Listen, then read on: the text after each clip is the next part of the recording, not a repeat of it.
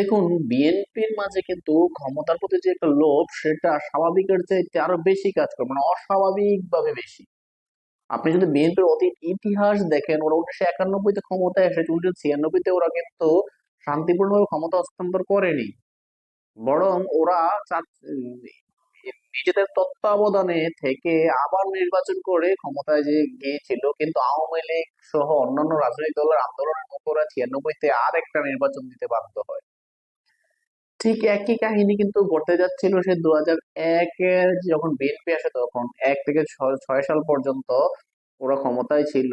কিন্তু ওরা কারচুপি করে, এবং আমি যদি বলি যে কারচুপি করে, মিথ্যা ব্যালট পেপার বা জাল ভোট তৈরির মাধ্যমে ওরা ক্ষমতায় যেতে চাচ্ছিল। কিন্তু ওরা কিন্তু পারেনি। আর এটা এটা ওদের ব্যর্থতাই বলা যেতে পারে।